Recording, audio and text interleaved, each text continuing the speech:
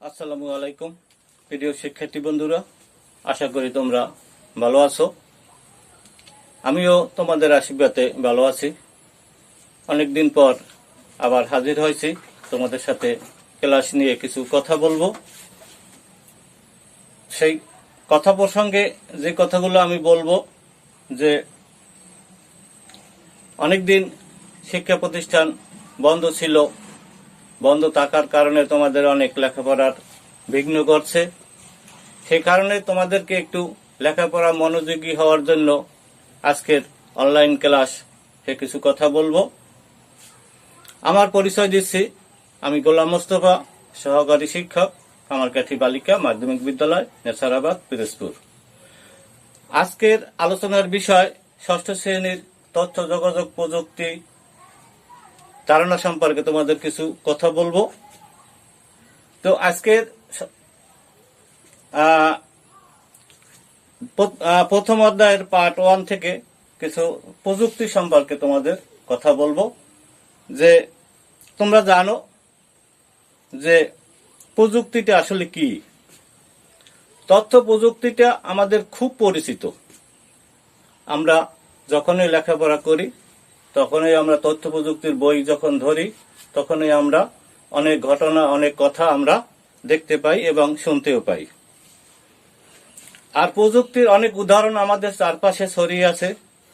যখন আমরা তথ্য প্রযুক্তির কথাটি বলি তখন আমরা কিন্তু বিশেষ একটা বিষয়ের কেই বুঝাই। সেই বিশেষ বিষয়টি বোঝার জন্য প্রথমে কয়েকটা ঘটনার কথা বলবো। আজকের একটা ঘটনা নিয়ে আমি আলোচনা করব। যে ঘটনা 1, মাসুমের বাড়ি সরপশন উপজেলার বোলা জেলায় তাদের বাড়ি। তার বাবা সাগরে মাছ ধরতে যাওয়ার সময় একটা নৌকায় রেডিও নিয়ে যেতেন। যাওয়ার সময় বাবা জিজ্ঞেস করত যে, বাবা তুমি রেডিও নিয়ে যাও কেন?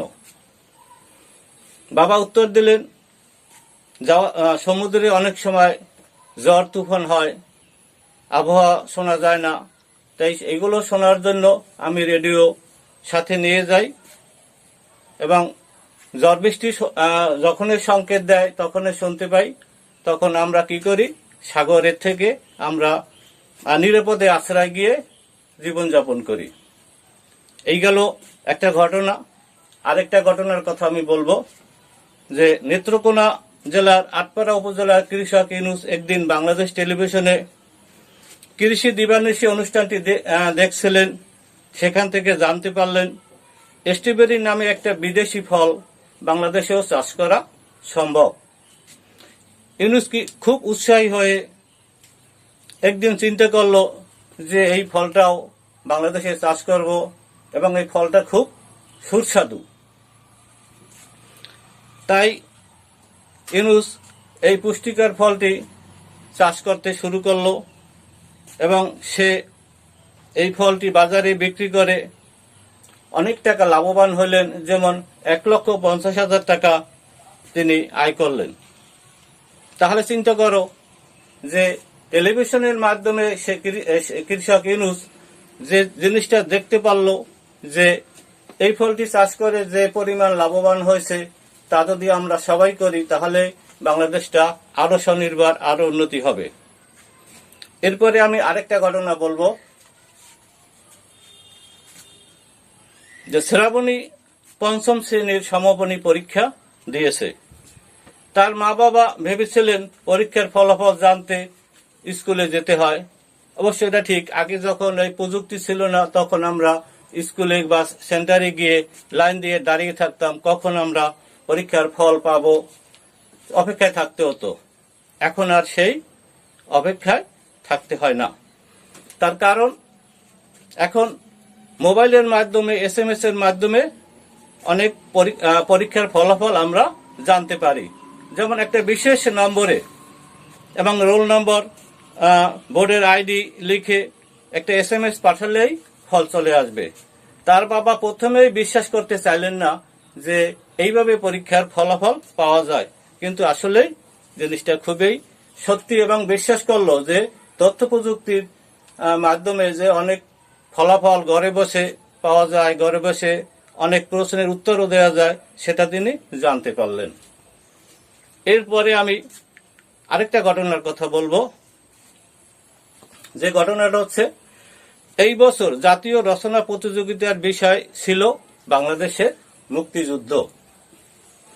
রাশেদ ঠিক করলো সে অংশগ্রহণ করবে,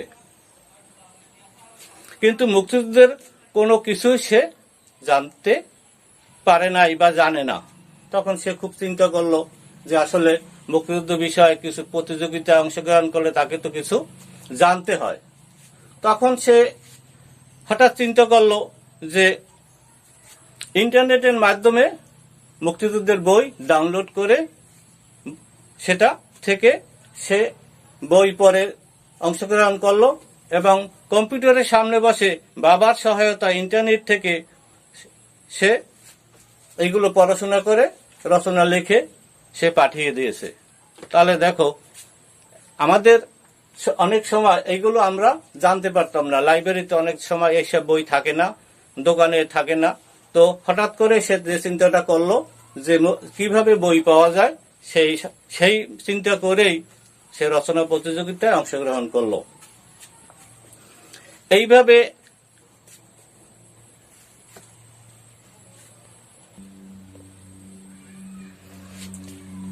তথ্য প্রযুক্তির যে জিনিসটা আমরা এতক্ষণ আলোচনার মাধ্যমে শিখতে পারলাম, তাহলে আমরা যদি এই প্রযুক্তিটাকে সবাই ব্যবহার করি, তাহলে আমাদের দেশে কোনো কৃষক বা কোনো মানুষ অনাহারে অর্ধাহারে থাকবে না, কেউ মারাও যাবে না। কারণ প্রযুক্তির মাধ্যমে, একটু আগে যে কথাটি আমি তোমাদেরকে বলেছি যে রেডিও নিয়ে যাওয়ার যে ঘটনাটা, সে সমুদ্রে মাছ ধরা কিন্তু একটা বিশাল ব্যাপার। সেখানে যদি এরকম প্রযুক্তি না থাকে, রেডিও যদি না থাকতো, তাহলে ঝড় তুফান শুরু হলেই দেখা যেত কি ওইখানেই মারা যেত। তো এই হচ্ছে আমাদের প্রযুক্তি। যাই হোক, আলোচনা বেশি আর করব না। তোমরা বাড়িতে বসে এই প্রযুক্তিগুলোকে একটু বেশি বেশি করে দেখবে, তাহলে বুঝতে পারবে যে আসলে প্রযুক্তি জিনিসটা কি। তো আগামী ক্লাসে তোমাদের সাথে আবার দেখা হবে। আর বিশেষ করে বাহিরে বের হলে মাস্ক পরবে, আর ঘরে প্রবেশ করলে সাবান দিয়ে হাত মুখ ধুয়ে প্রবেশ করবে। সবাই নিরাপদে থাকবে, সুস্থ থাকবে, এই প্রত্যাশা শেষ করছি। ধন্যবাদ সকলকে।